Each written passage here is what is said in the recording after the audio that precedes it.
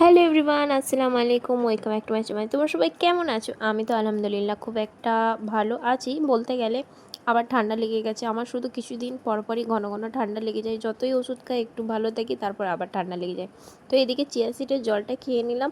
তারপরে এদিকে লাঞ্চের আমি রেডি করতে চলে এসেছিলাম, যেহেতু আমার মেয়ের স্কুল চালু হয়ে গেছে। আর সকালবেলায় মানে 6টার সময় উঠে যায়, ওকে স্কুলে পাঠিয়ে তারপর আমি লাঞ্চের রেডি করে নিই।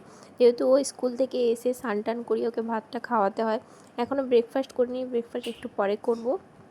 তো ব্রেকফাস্ট করা তো কমপ্লিট হয়ে গেছে, মামামকে স্কুলও পাঠিয়ে দিয়েছি। আর এই ঠান্ডা ঠান্ডা ওয়েদারে সকালবেলা একটু উঠতে ইচ্ছা হয় না, কিন্তু তবুও উঠতে হবে, মেয়ের স্কুল আছে।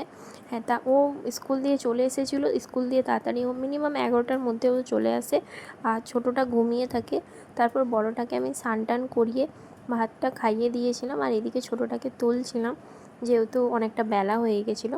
তারপর আমরা সবাই 3জন মিলে ঘুমিয়ে যাই। আর তারপর লাঞ্চটা আমি একটু দেরি করে করি, আমার হাজব্যান্ড যখন বাড়িতে আসে। তারপর সন্ধ্যাবেলা আমরা একটুখানি বেরিয়েছিলাম ডাক্তার দেখাতে আমারই। তো হাজব্যান্ড বললো চলো একটু খিদে পেয়েছে, বাইরে দিয়ে একটুখানি কোল্ড মঙ্গে যাওয়া যায়। আমরা এই কোল্ড মঙ্গে সবসময় প্রায়ই আমরা যেয়ে থাকি। তো এবারে আমরা নিয়েছিলাম কী কী খাবার ওটা তোমাদেরকে বলেছি। ভেটকি মাছের ফ্রাই ছিল মনে হয়, হ্যাঁ কাটলেট ছিল।